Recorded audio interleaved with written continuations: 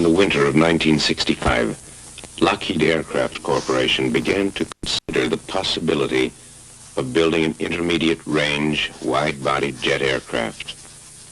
At that time, it was impossible for anyone accurately to forecast what lay ahead. There was only a searching into the labyrinth of what we knew and what we dreamed. The building of an airplane is no simple thing.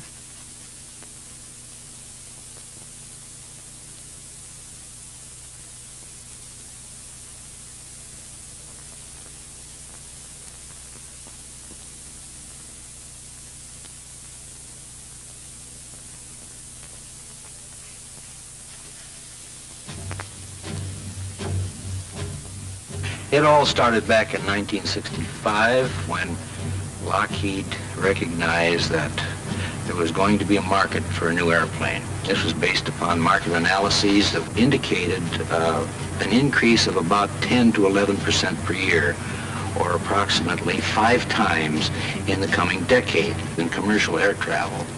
The airlines had been studying this problem themselves for some time. And in their planning departments, they recognized the fact that they needed new aircraft. With this in mind, funding was allocated for a quick look to see what the airplane might look like. Our initial studies were all for twin-engine airplanes with a range of approximately San Francisco to Chicago as the maximum. But the problem is an economic one. If you want to reduce the costs of flying a passenger in one seat, you have to put a lot of people in the box. And after a lot of studies, we decided that the airplane ought to have about 220 passengers in it. As time went on, and the airlines, including Eastern and other airlines, were studying the problem with us, they felt that they might want to use the airplane as sort of a backup to the 747 on night flights, for instance. And they felt that the airplane ought to have a minimum capability to fly transcontinentally. But if you study the problem from an engineer's viewpoint and you put 220 or 30 people in the box with 2 engines, remember now, if one engine fails, the other engine has to keep the airplane flying, and if he's over the Rocky Mountains, he has to maintain a minimum altitude. So as our design progressed, we decided to go to 3 engines instead of 2. This permitted us to travel over greater ranges, to have a greater operational flexibility, and particularly permitted us to operate over water. Basically, the new airplane usually starts in preliminary design. This airplane had pretty much the same beginning, except that it had a totally different premise for its outcome than any other plane that I've ever worked on. Instead of operating the way we did in the past, where the aerodynamicists and the propulsion people would put together a configuration, and then they would give it to the interior design department and say, now put some seats and some chairs in it and make it for passengers.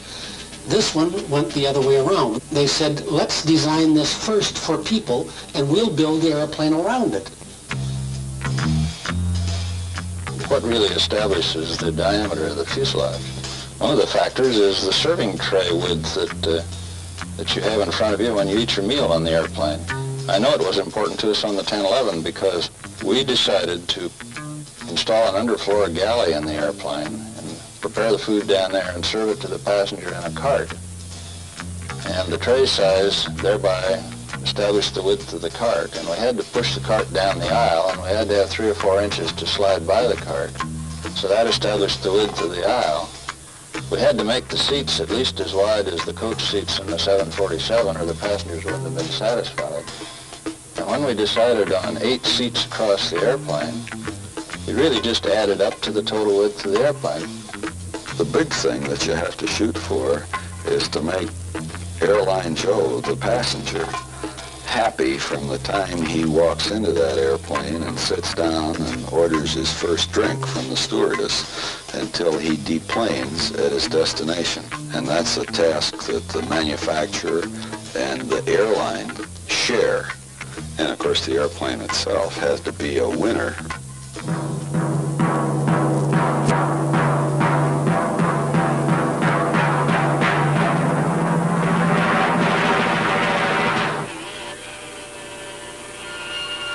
The secret of good aerodynamic development is having a very good wind tunnel And what we do in the wind tunnel, of course, is we develop the proper wing size, the airfoil shape, the sweep angle, the configuration of the front end of these big fuselages and the back end. We measure the control effectiveness, and we size the tail, and we establish the balance for the airplane. And we bet our, we really bet our whole future on our knowledge of the accuracy of that wind tunnel. There is an interesting gap between the design of an airplane, which is theoretical, and the actual manufacturing of the airplane so that it rolls out and starts to take passengers. And we fill this particular gap. We take the pieces of hardware, the first ones as they're designed, and we find out whether they behave in exactly the way that the designer said they would behave. The obvious ones are large pieces like the main landing gear and the nose landing gear, huge portions of the fuselage and wings. We test these both by hanging heavy weights on them to see how far we can go before they break. We also put loads on that fluctuate continuously rather in the way that they do when we're actually flying. This is known as what we call fatigue testing. This is to determine the life of the airplane, how long it's going to last. One of the things that we knew we were going to have to offer in the airplane, the airlines demanded it, was a new type of structure that somehow would lick this bugaboo of structural aging. And we gave it an awful lot of consideration at Lockheed, and we're quite proud of the result. I can tell you that the structure in the L-1011 is designed for infinite life. You know, an ideal airplane would have no joints or rivets in it. It would be just like it was squeezed out of a toothpaste tube.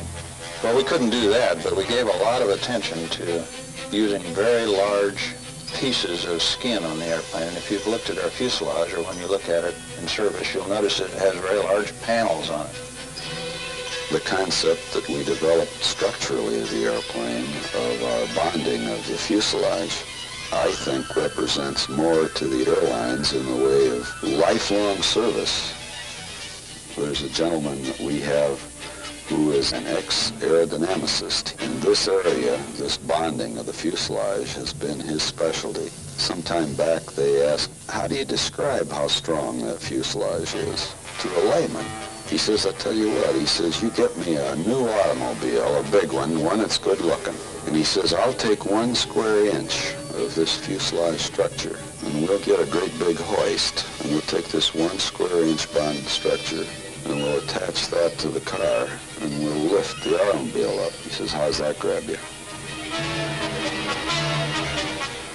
The Lockheed TriStar has a fully automatic landing system. This means, in essence, that the aircraft itself finds its way to the runway accurately and descends to the proper point on the runway accurately without any external assistance from the pilot. There's a built-in capability of doing this. This has a lot of implications for the passenger. For one thing, it means the aircraft can land safely under very bad weather conditions, which at the moment would mean rerouting to some small airport and taking a bus and arriving home 3 hours late.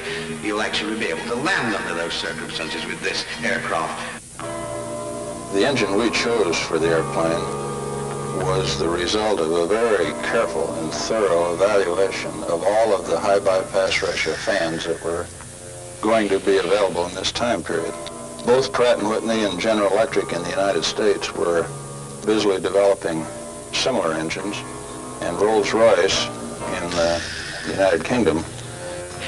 Actually, we considered equally all 3 engines for the airplane.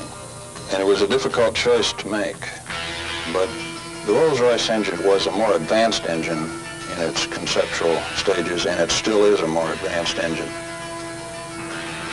The Rolls-Royce RB211 engine is, by design, one of the quietest engines that's been produced to date. It's also one of the cleanest because of some rather intricate details of the way the combustion is arranged. We are trying to make it even quieter by studying some very new and rather complex materials with which we can line the inside of the fan duct.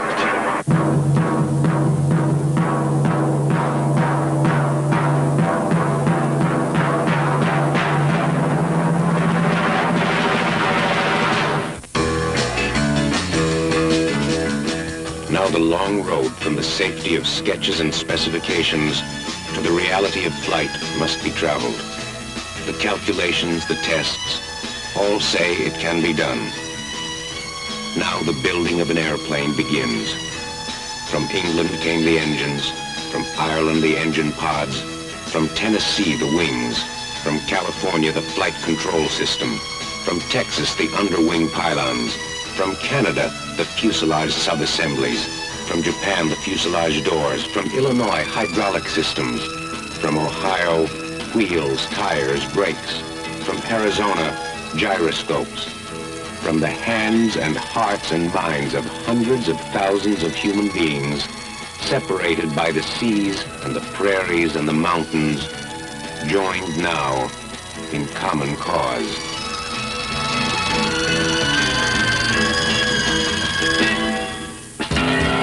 It is over 4 years since actual work on the L-1011 began. The hours are beyond counting, the time spent in the pursuit of excellence beyond measurement. Finally, a great aircraft assumes shape and form.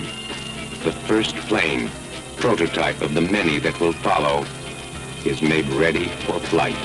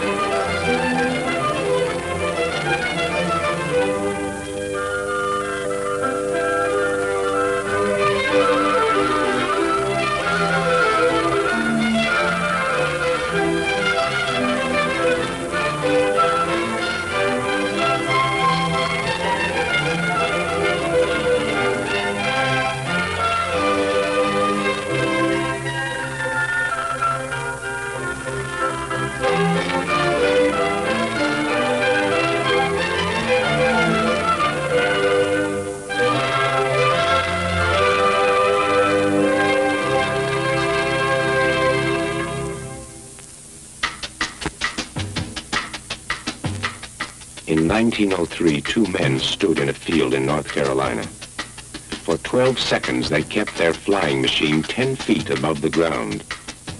In those 12 seconds, they wrote the preface to an age. This plane is longer than the entire distance covered by the Wright brothers' first flight. It is as high as a 5-story building. When carrying fuel, baggage, and passengers, it will weigh over 200 tons. Each engine provides 42,000 pounds of thrust.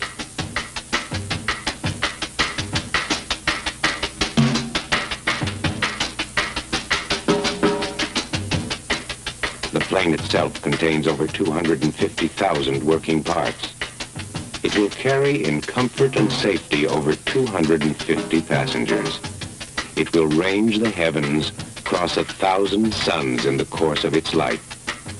It is the reflection of the power of the mind of man. Another great step forward in the journey that began some 70 years ago on that field in North Carolina.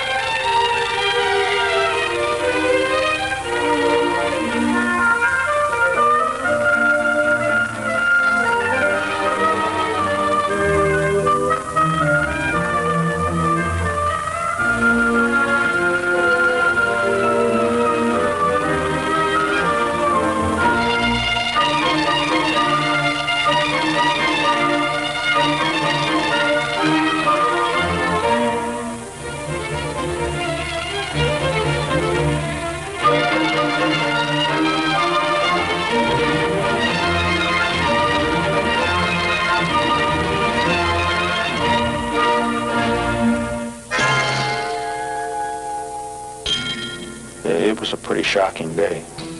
I happened to be at Lockheed, and about 6:30 in the morning, the phone rang, and it was New York saying, Mr. Higginbottom wants to talk to you. I says, oh? So Mr. Higginbottom came on the phone, and he says, when you get out to Lockheed this morning, you're going to hear some rumors about Rolls-Royce. I just wanted to warn you that they're all true. So I said, oh? I said, what's the problem? And he says, Rolls has gone into receivership.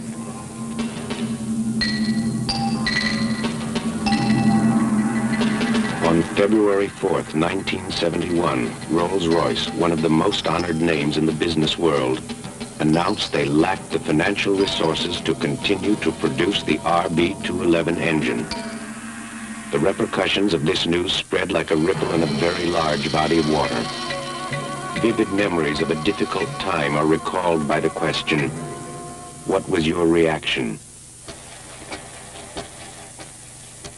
Well, really, disbelief, and then shock, and then madder than hell.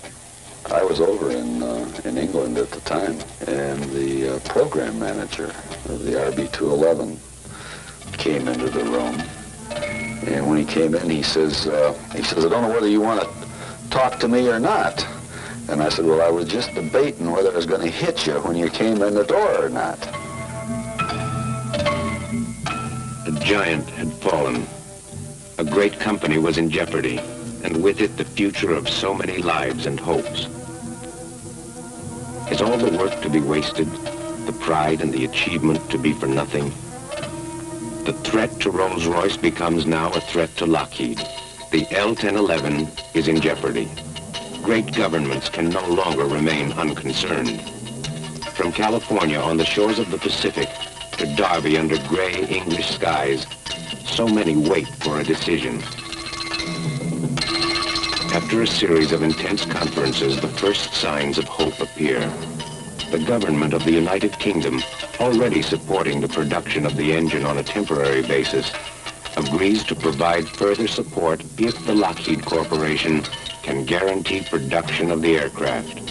This means that Lockheed must seek a loan guarantee from the United States government. Frankly, the only reason we've come to you is that we've been unable to obtain the required financing to keep our L-1011 TriStar program going. A government guarantee for additional bank loans is the only way we know of to assure continuance of the L-1011. And we need this program going to preserve the jobs of thousands of people.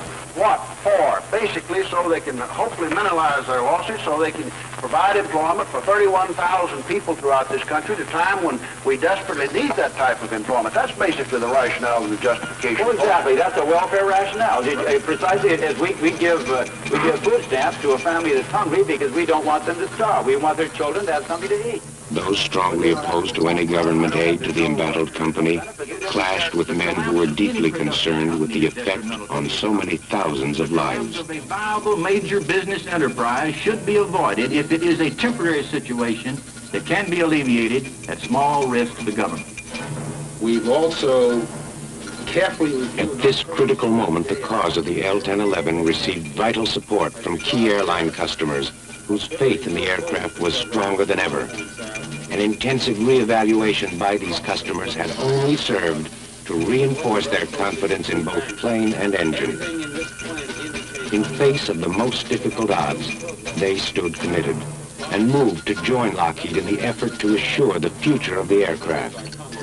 Over many months, the argument continues and the question remains, will the L-1011 ever enter service? Serious situation that we're wrestling with. Finally, the future of this plane is decided. Go. The word is go. The L-1011 will now go forward to completion. Within a year, it will enter the service of the great airlines of the world.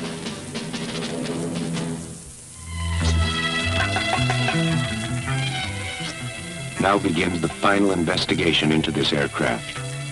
Gone is conjecture. Theory is a thing of the past. The models and simulations are complete. This is flight.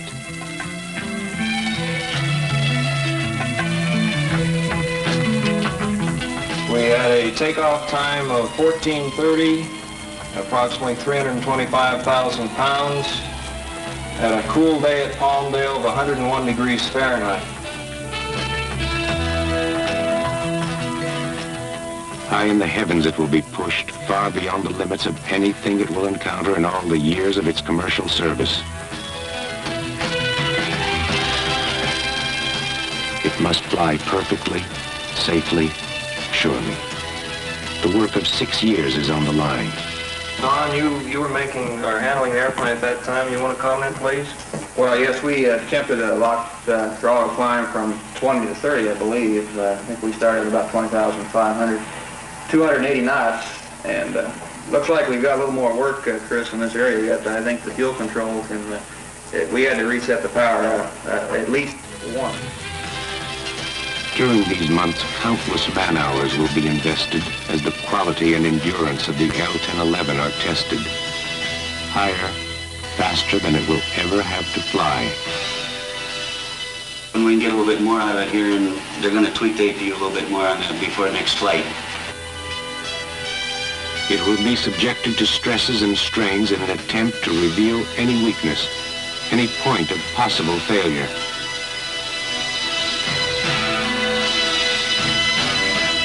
Tens of thousands of feet over the Earth, the L-1011 will prove itself, and it will pay tribute to those who dared to dream. Flying an airplane at this time, and with these accelerations, it was just a little hard to keep up with the airplane on the rudder pedals. Because the isometric thrust condition, accel-decel situation. The pilots and engineers will prove in flight and afterward every working part of this machine. Inside the plane, during flight, they will read and interpret the results from 1,000 sensitive instruments. They will listen for every murmur, every sound. They will seek out the silent and the invisible. They will report their findings. They will argue and debate changes and improvements. They will demand a perfection beyond perfection. For this is a field of battle upon which this plane must succeed or fail. Just one point, Chris. The mass fuel counter on engine 3 in the AO was sticking a bit and tended to lag a bit behind the weight station, but I can update you on all this. The L-1011. A joining together of man's creative imagination and technical skills. And when it is all done, they will know what kind of plane this is.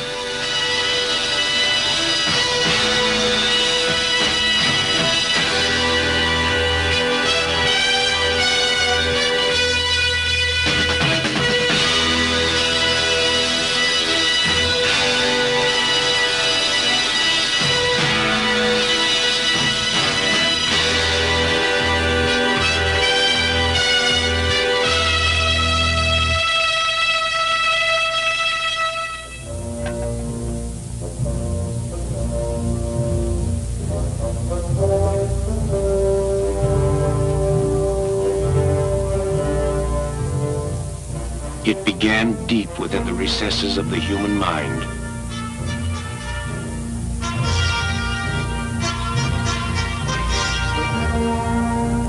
It called forth the commitment of thousands of craftsmen, engineers, technicians, and pilots, all those concerned with its creation. It is an airplane designed for people. Its interior cabins create a sense of comfort, intimacy, and warmth that add a new dimension to the experience of flight.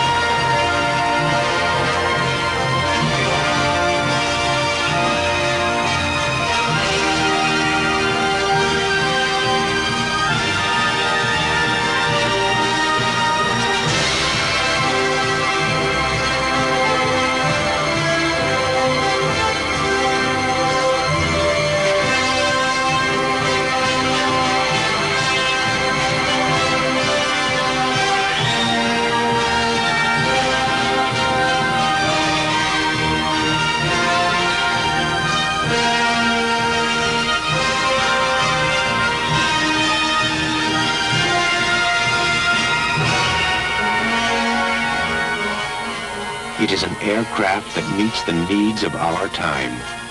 Its engines are cleaner and quieter than any ever designed.